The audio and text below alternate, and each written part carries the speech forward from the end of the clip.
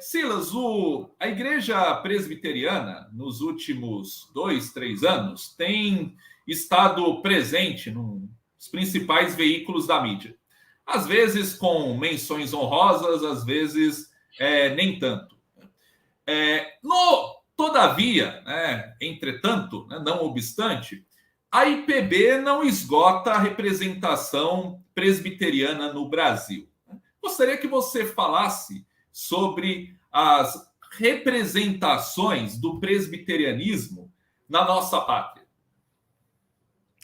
Bom, começar dizendo que o presbiterianismo brasileiro é fruto do grande movimento missionário do século XIX. No século XIX houve uma explosão, um boom do movimento missionário protestante, e especialmente algumas nações muito ricas, como Estados Unidos estava se tornando uma nação rica, enviou missionários para todos os cantos do mundo, e aí chegam os presbiterianos aqui, com o Simonton, agora em agosto, 12 de agosto, foi celebrado aí o aniversário da chegada do Simonton, em 1859.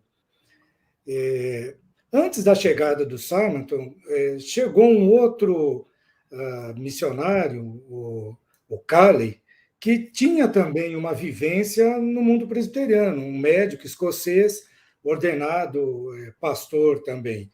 Então, aí você já vê que, desde o início, o presbiteriano é mais múltiplo, né?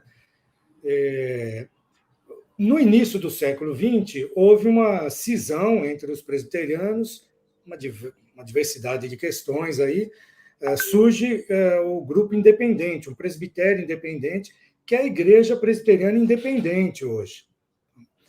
E depois da Igreja Independente ainda surge uma outra igreja, a Igreja Presbiteriana Conservadora, fruto das brigas teológicas, especialmente na América do Norte, que obviamente influenciam muito o presbiterianismo brasileiro.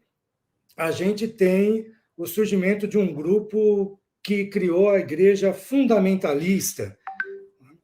E então você vai vendo essa multiplicidade aí de presbiterianos.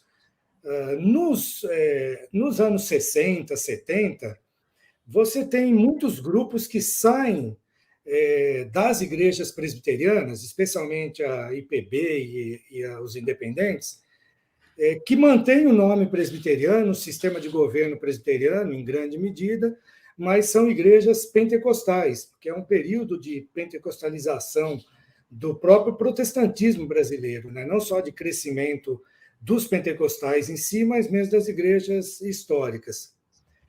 E por questões teológicas, especialmente envolvendo questões de ecumenismo e o que é a ação da igreja na sociedade, nós vamos ter ainda um grupo que se desliga da IPB e forma a IPU, a Igreja Presbiteriana Unida, com um pensamento teológico de ação social e de pensamento profético diante da sociedade, bem diferente do que é a Igreja Presbiteriana.